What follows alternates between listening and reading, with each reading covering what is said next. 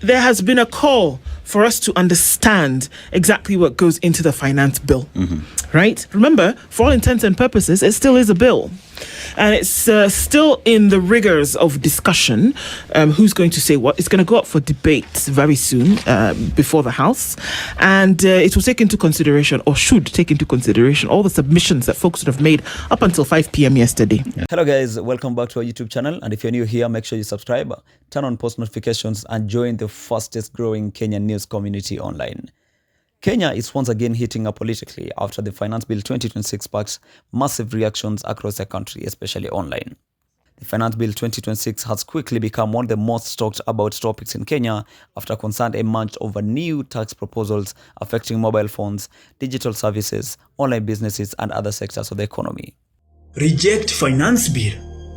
Nimetoka kusoma hiyo Finance Bill, hata sijapitisha page moja, hata sijaendelea. Nimegoroka walai. Lakini serikali inadhania tutaumia sana. Tutawachia Safaricom.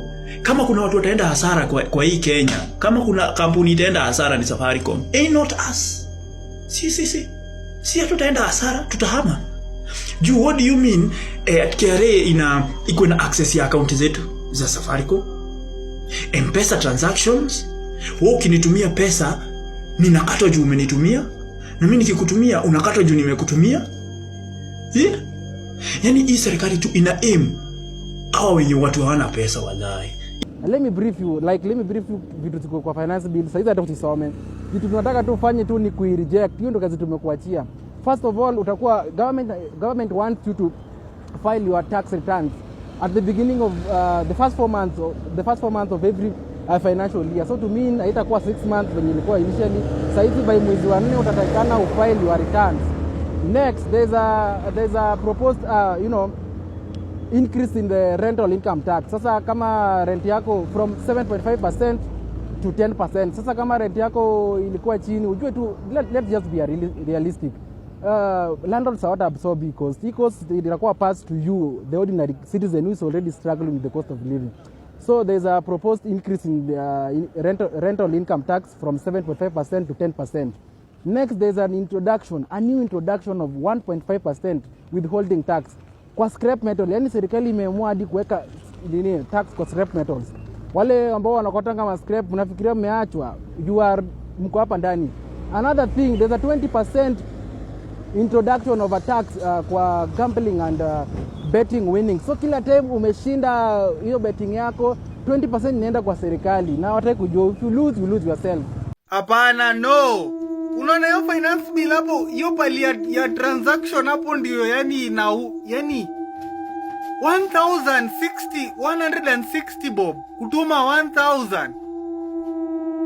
Hapana.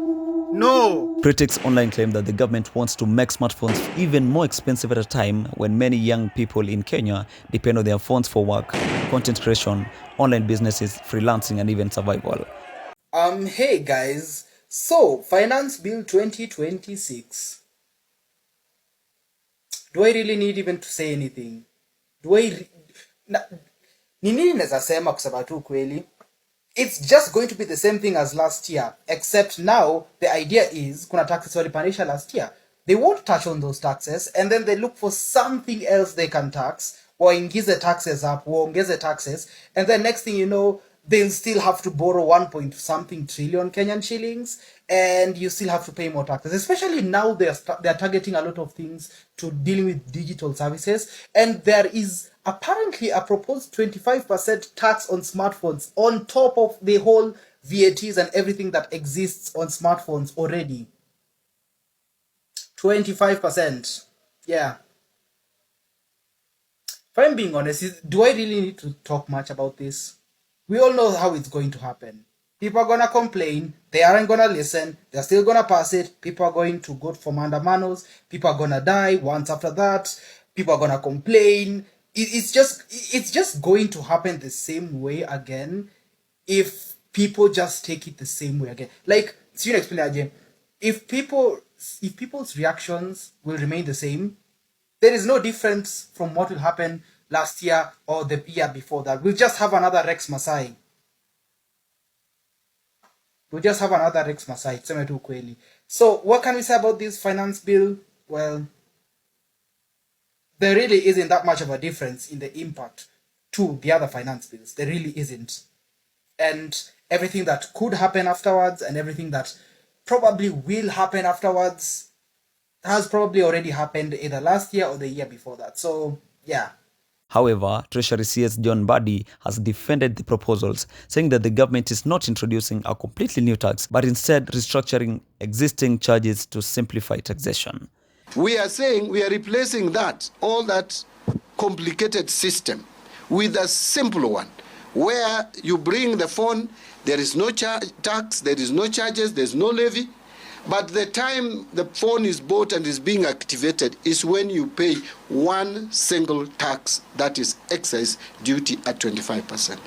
Though this did not make it to the finance bill and is still being explored by the technical teams, the National Treasury remains committed to maintaining a balanced fiscal framework that supports revenue mobilization, economic growth, investment, innovation, and long-term economic sustainability. Mbadi also accused some opposition leaders of misleading Kenyans and creating panic online over claims that the bill contains hidden taxes on land, bread, crypto, and digital income. Can Honorable Stephen Kalonzo Musyoka tell the people of Kenya the particular clause in the bill that we submitted to the National Assembly, which is being discussed now publicly, where it has touched on taxation of land or freehold or leasehold? On X, TikTok, Facebook, and Instagram, Gen Z conversions are already exploding, with hashtags linked to the Finance Bill 2026 trending heavily. I have done my due diligence. Ndio hizi notes hapa. Wacha tuzipitie haraka haraka nikwambie why you should reject Finance Bill 2026. Got it? So the first part we're going to look at ni hii income tax. And I just want you to note that Mimi, I'm looking at the new taxes and the added taxes. Sawa sawa. So kwa income tax, wame propose at residential rental income tax, rise from 7.5% to 10%. I want Kenyans to note that e-tax, it will be taxed to landlords. But I want you to ask yourself this one thing.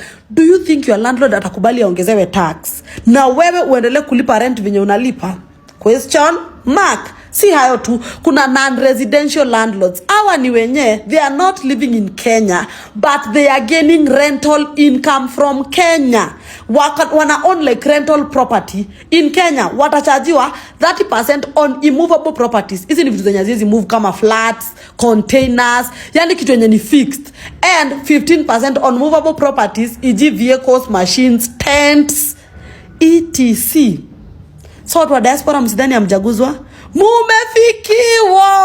Mumefikiwa.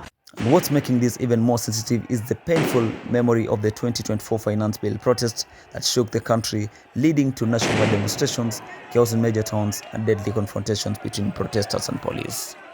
At the same time, public participation on the Finance Bill has officially closed, meaning Parliament is now expected to debate the proposals before the final voting stage. So the big question remains, will the government listen to Kenyans this time round, or are we heading into another political storm? We want to hear from you. Do you support the Finance Bill 2026, or do you think Kenyans are already overtaxed? Drop your opinion in the comment section below. If you enjoyed this update, don't forget to like, subscribe, and share this video everywhere. Thanks for watching, and we will keep you updated on everything happening in Kenyan politics and beyond.